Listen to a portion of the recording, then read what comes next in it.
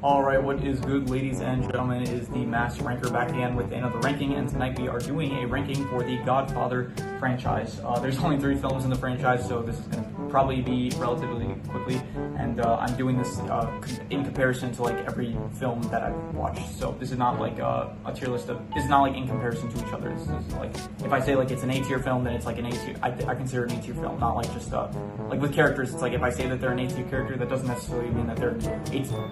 If I say that they're here, it's easier to say with S tier. If I say that they're an S tier character, it doesn't necessarily mean that they're an S tier character overall. It might just mean like for the sake of the tier list. But with this, it's like if I say it's S tier, then it's like an S tier film. I consider it. So anyway, with all that said, let us begin. Starting off with the original Godfather, which I would say it's like a B tier film. To be honest, I think it's like I said this in my review. I do think that it is overrated. I do think that it was better for me on rewatch, like watching it again like years later. I did think that I definitely appreciated more with like the background of like watching like Sopranos and Goodfellas and like a lot of more mafia stuff. I can definitely appreciate it more. I thought Sonny was a great. I thought all the characters honestly were great. I thought that the plot was. I thought at the first half of it was definitely better, I think, and then in the like once it gets towards the end where it's like just it's Michael sending out like a bunch of hits towards people, I think it kind of loses some luster for me. So because of that, I'm just gonna say B tier. I think it's like I think I said like a 7 out of 10 movie. It's pretty good, but definitely I think it is overrated. Godfather Part 2.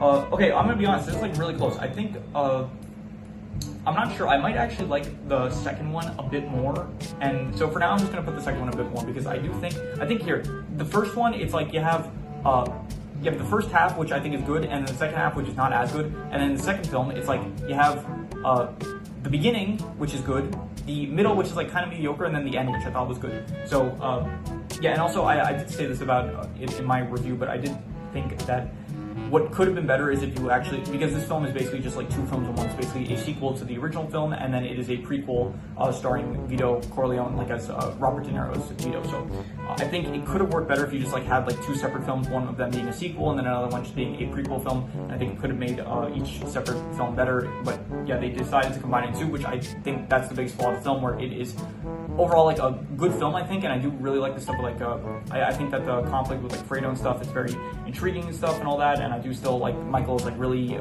getting into the whole Godfather, like he's really filling the shoes of like being the Godfather and stuff. But I do think that it is a shame where it's like you'll be like really into the plot of like one of the halves of the film, and then it's like suddenly cuts over to the other ones. Like I think Michael and Kay, they're like arguing over like the abortion and stuff, and then like immediately the scene after is like, okay, we're going back to Vito's plot. So it does feel kind of like, okay, you're like like I was kind of like intrigued. I was like, oh, I want to go back to the Michael plot, or it's like it might have been like, oh, this is getting interesting. I kind of want to go back to the Vito thing. So it's like it would like go back and forth, and it was like that's like probably the biggest thing that I didn't like about the film. But it is definitely still a good film. I thought that I think I probably should have. I think in the review I might have like kind of talked down on Fredo a bit. I do think like after marinating on it, I do think he's like a better character than I maybe have been letting on in my review.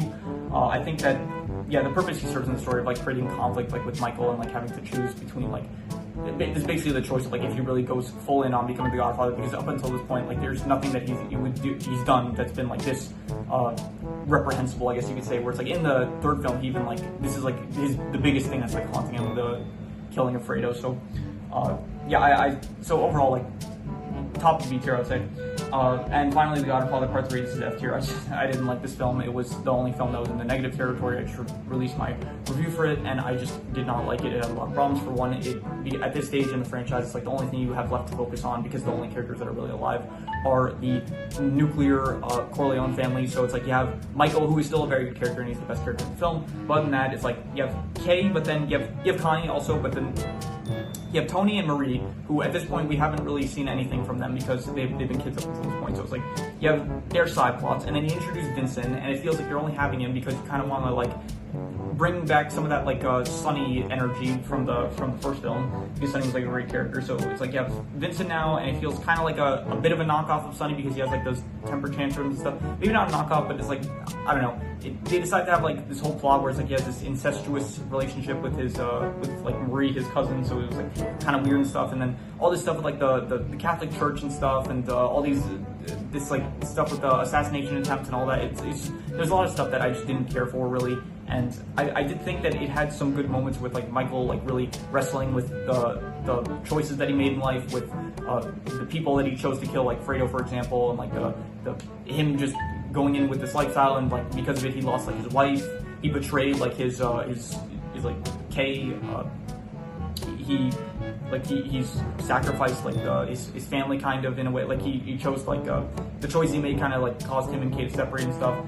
By the end of the film he does end up losing Marie, so it's like there are some, I think Michael's like his character development I think is probably that's like one of the best things about this film. So yeah, I think I don't remember what I think I said like the best scenes of the film was like I think I said like when Michael is crying over Marie's death, and also when Michael is confessing his sins to the I don't know if it's a pastor or a priest, I'm not sure. I don't really I'm not aware of the terminology that you use for Catholicism or Christianity. Is it the same thing in both religions? I'm not sure about that, but anyway, so yeah, it's an F tier film. I don't really like, if I consider a film to be like less than a 5, then I'm just gonna call it F tier, because if it's less than a 5, then I consider the film to be not good. And like it's kind of like grading. It's like kind of like school grades, where it's like a C, it's like still a passing grade, so it's like, you know, it's fine. But then it's like, so if it's like, if I consider a film to be bad, then it's gonna be an F tier. So yeah, so yeah, that is pretty much all there is to it. This was a relatively short list. So if you have any recommendations, any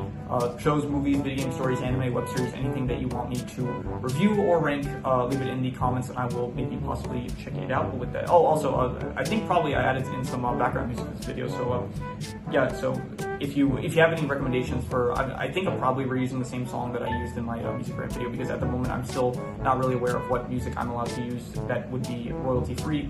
So if someone in the comments does have like if you do know some royalty free music that you like, then please feel free to recommend some, and I could end up possibly using it in a future video. So so yeah, also along with the recommendations, if you want to, if you can, then try to include, if you know any, then include some like royalty free tracks that you would like. So yeah, that is pretty much all there is to it. So let's leave it at that.